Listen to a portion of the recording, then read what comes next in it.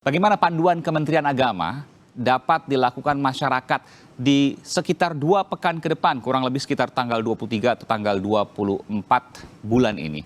Untuk menjawabnya sudah bergabung melalui sambungan Skype Menteri Agama Republik Indonesia, Jenderal TNI Purnawirawan Fakhrul Razi. Assalamualaikum warahmatullahi wabarakatuh. Pak Menteri Agama, Pak Fakhrul Razi dengan Aiman di Kompas TV.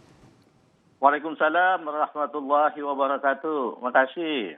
Iya, Pak Menteri, Pak Fakhrul Razi, bahwa ada surat edaran yang diterbitkan oleh Menteri Agama terkait dengan ibadah Ramadan. Pak Menteri bisa jelaskan? Oh ya, begini.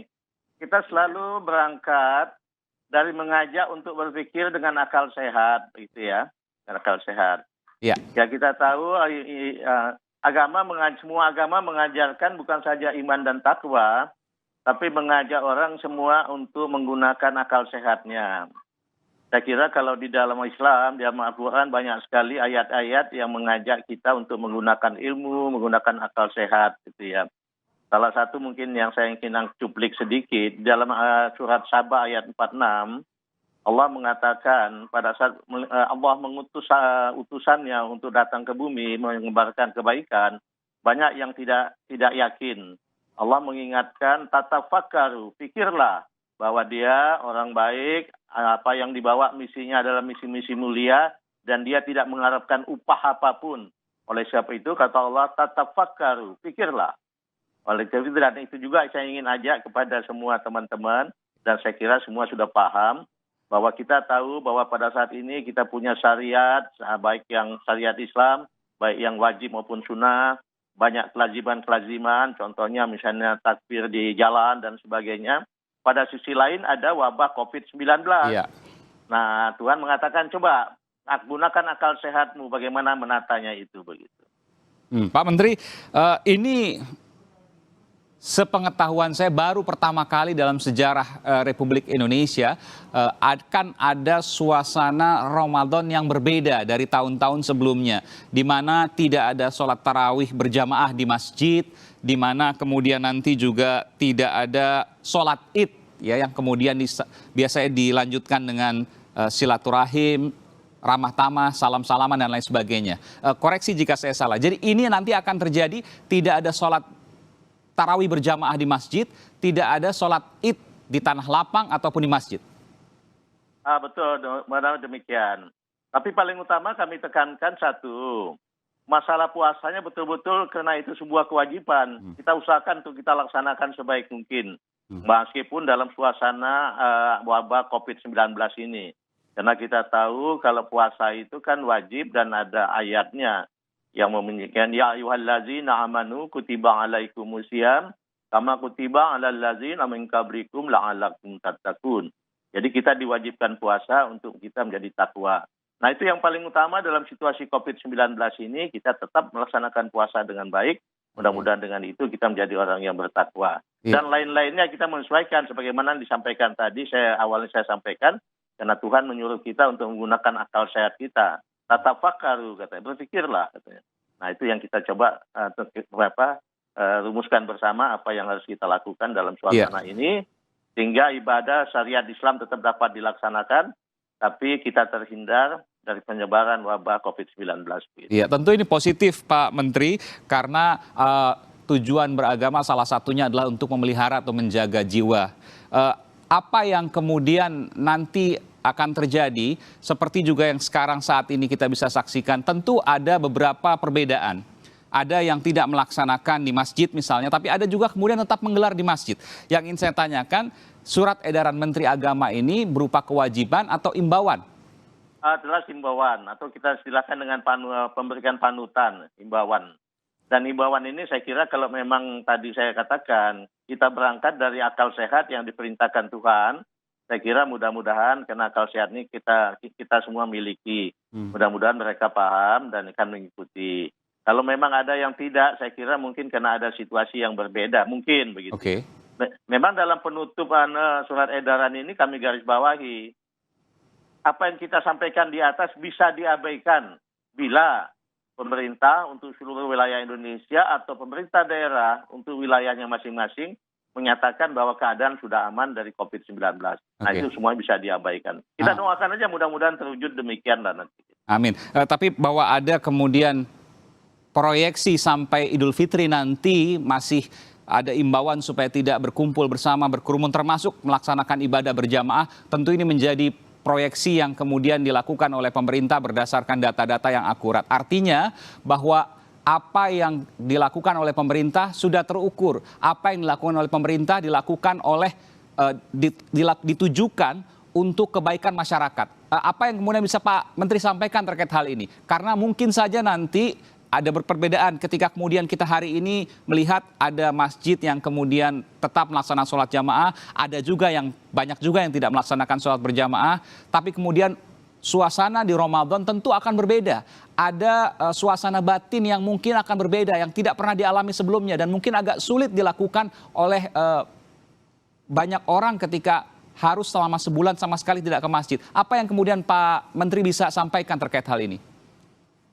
Ya, sebagaimana saya katakan awal tadi, betul-betul kita mencoba menggabung-gabungan antara satu syariat Islam, kedua ada kelaziman kebiasaan-kebiasaan kita, misalnya biasa sahur keliling atau buka puasa keliling, buka puasa bersama dan sebagainya.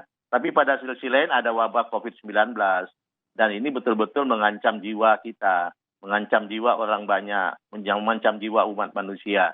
Nah, dengan himbauan seperti ini antara pendekatan agama dengan pendekatan logika, yang agama juga mengajarkan logika, saya kira mudah-mudahan mereka paham. Dan kalau masih ada, kita coba himbau kembali. Okay. Dan kita tidak boleh lelah untuk menghimbau, mengaktifkan semua pihak yang terkait, RT, RW, pengurus masjid, musola. Apalagi kita tahu bahwa organisasi-organisasi Islam, Majelis Ulama juga sangat menekankan kali ini. Ya mudah-mudahan kita semua bisa sepakat lah. Apalagi yang kita dirumuskan oleh pemerintah saat ini kan belajar dari pengalaman-pengalaman kesuksesan negara lain atau kegagalan negara lain. Dicoba dikaji dan apa yang kita coba rumuskan saat ini ya mudah-mudahan sudah menjadi rumusan yang terbaik bagi kepentingan kita semua. Begitu. Iya, amin. Pak Menteri, tentu ada upaya yang akan dilakukan oleh Kementerian Agama. Apakah upaya-upaya ini misalnya nanti akan ada tim dari Kementerian Agama yang turun ke masyarakat untuk memberikan imbauan-imbauan ini? Penularan wabah virus corona terus meluas bahkan di tengah aktivitas dan rumah ibadah. Pembatasan sosial berskala besar PSBB, belajar, bekerja, termasuk beribadah di rumah terus digaungkan agar penularan virus corona tak semakin meluas. Menjelang bulan suci Ramadan dan Hari Raya Idul Fitri, Menteri Agama Fahrul Razi mengeluarkan panduan beribadah di tengah pandemi. Surat edaran itu mengatur sejumlah aktivitas seperti salat tarawih, sahur dan buka puasa digelar secara pribadi atau keluarga inti di rumah. Aktivitas lain seperti pesantren kilat dan silaturahmi atau halal bihalal dapat digelar secara online. Berikutnya mengenai tarawih keliling dan takbiran keliling diimbau ditiadakan dengan hanya menggunakan pengeras suara masjid atau musalah. Khusus terkait pelaksanaan salat Idul Fitri, pemerintah terus berkoordinasi dengan Majelis Ulama Indonesia MUI untuk diatur melalui fatwa. Mudik jelang Ramadan dan Hari Raya Idul Fitri juga menjadi perhatian besar memutus rantai penularan virus. Di Kalimantan Barat, Gubernur Sutarmiji merespon himbauan tak mudik dengan meminta warganya tetap di wilayah masing-masing. Yang ada di Kalimantan Barat sendiri maupun masyarakat Kalbar yang berada di luar Kalimantan Barat, saya mohon untuk tidak melakukan mudik Lebaran ini karena maaf-maafan bisa saja melalui video call dan lain sebagainya. Kita belum tahu kapan puncak virus corona ini di Kalimantan Barat. Kita juga berharap semoga virus ini cepat berlalu. Dan sekali lagi saya mengajak kita semua tahan diri, tetap berada di tempat kita masing-masing dan jangan mudik. Terkait mudik di tengah wabah ini, Kepala BNPB sekaligus Ketua Gugus Tugas Percepatan Penanganan COVID-19 Doni Monardo mengapresiasi kesadaran warga yang semakin meningkat. Masyarakat sudah sadar, sudah tahu tentang bahaya COVID-19 dan 56% menyatakan diri tidak akan mudik. kemudian 37% belum mudik, sedangkan 7% sudah mudik. Nah, bagi yang sudah terlanjur mudik, kita sarankan kepada pimpinan di daerah untuk memanfaatkan kehadiran para saudara kita yang kehilangan pekerjaan, terutama dari masyarakat yang sudah terlanjur kembali ke kampung. Apakah karena mudik atau karena sudah kehilangan pekerjaan di kota dan tidak mungkin lagi bertahan di kota karena tidak memiliki kemampuan untuk hidup di kota. Mereka wajib untuk melakukan isolasi mandiri. Korban positif tertular virus corona, termasuk mereka yang meninggal dunia, terus bertambah setiap hari. Kepatuhan setiap warga dengan menjaga jarak, cuci tangan dan menggunakan masker di luar rumah menjadi harapan pandemi ini tak meluas dan segera berakhir. Tim Liputan, Kompas TV. Masih bersama saya, Saudara Aiman Wicaksono. Saya berbincang dengan Menteri Agama Jenderal TNI Purnawirawan Fahru Rozi. Pak Menteri, tentu khilafiyah atau perbedaan itu hal yang biasa dalam menjalankan ibadah beragama. Tapi karena ini, hari ini kita menyaksikan, hari ini kita merasakan kondisi yang luar biasa, yang tidak biasa, yakni sebuah kondisi wabah yang mengancam jiwa. Jika nanti kemudian ada perbedaan di antara umat Islam terkait dengan pelaksanaan yang selama berpuluh-puluh tahun selalu ada tradisi yang kemudian katakanlah misalnya halal bihalal atau kemudian ibadah-ibadah yang lain seperti tarawih berjamaah di masjid, kemudian sholat id, lalu kemudian masih tetap ada ibadah-ibadah berjamaah atau bersama-sama seperti itu.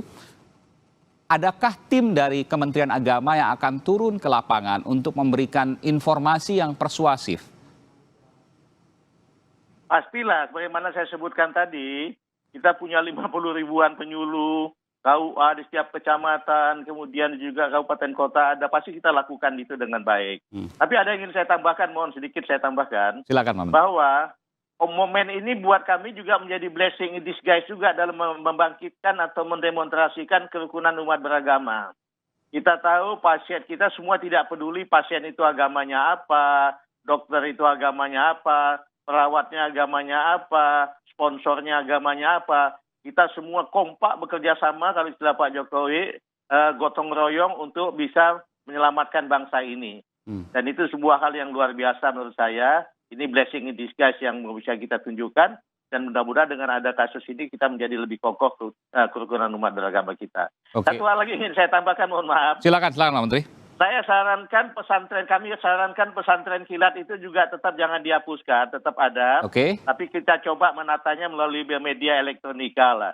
Bagaimana yang kita coba lah dengan ada ini mungkin blessing in disguise, sehingga ke depan masalah pesantren kilat ini tidak selalu dengan cara mengumpulkan anak-anak. Tapi bisa kita lakukan dengan menggunakan media elektronik gitu. Jadi kalau seandainya sekolah bisa di rumah, maka pesantren kilat dari rumah juga. Kurang lebih seperti itu, Pak Menteri? Kita akan coba itu. Saya kira akan kita dorong. Oke. Pak Menteri, tentu ini kita bicara soal pembatasan yang lebih ketat, pembatasan sosial berskala besar yang kemudian punya konsekuensi hukum. Apakah juga ada konsekuensi hukum terkait pelanggaran-pelanggaran dari surat edaran Menteri Agama? Kalau surat edaran pasti konsekuensinya nggak ada, kecuali di jajaran Kementerian Agama. Kalau di jajaran Kementerian Agama ada yang tidak taat, ya pasti akan kita tindak. Ada aturannya, kan sudah dalam aturan pegawai negeri sipil, pasti akan kita ambilkan langkah-langkah tindakan. Tapi kalau kemudian untuk masyarakat umum, tentu saja bukan kewajiban kita atau bukan domain kami untuk melakukan penegakan hukum. Oke. Termasuk soal tradisi juga mudik misalnya, Pak Menteri, tentu ini kan berimpitan, beriringan dengan ibadah Ramadan yang kemudian pada akhir bulan Ramadan itu akan diikuti oleh tradisi mudik. Adakah kemudian pesan yang ingin disampaikan oleh Menteri Agama terkait dengan ini bukan bagian dari ibadah tapi tradisi yang selalu dilakukan pada saat bulan Ramadan? Sudah saya sampaikan berapa kali, malah juga kemarin juga, sebelumnya juga kemarin dulu juga. Saya angkat tagline yang bunyinya begini, Anda sayang keluarga di rumah, sayang orang tua dan saudara-saudara di kampung, jangan mudik. Nah, itu tagline-nya. Kenapa? Kalau Anda mudik, berarti Anda membawa penyakit ke kampung, bisa menulari orang tua dan saudara-saudara. Dan juga kemudian pada saat Anda mudik, saya katakan, berarti Anda dianggap di sana menjadi orang dalam pemantauan. Dan Anda dikenakan selama 2 minggu untuk diisolasi begitu. Oke. Jadi menyusahkan semua orang. Jadi saya katakan tagline-nya, Anda sayang keluarga Anda di rumah, sayang orang tua dan saudara-saudara di kampung, jangan mudik begitu. Oke. Saya ingin tahu terakhir Pak Menteri, apa yang dilakukan di lingkungan Kementerian Agama terkait dengan kondisi saat ini, dan juga saya tahu bahwa Kementerian Agama dekat dengan Masjid Istiqlal dan sering komunikasi juga dengan Imam Besar Masjid Istiqlal. Apa yang kemudian dilakukan terkait dengan wabah corona saat ini dan nanti rencana pada saat bulan Ramadan? Ya, kami pasti akan sama dengan apa yang kami himbau kemana-mana. Tapi secara teknis memang kami besok akan ada pertemuan khusus via online, dan kemudian dengan Masjid Istiqlal apa langkah-langkah yang akan kami lakukan ke depan. Memang ada beberapa masukan yang mengatakan masukan ini, tapi belum kami bahas. Silakan Pak Menteri. Bahwa di sekitar masjid itu banyak kaum duafa yang butuh makanan untuk buka puasa.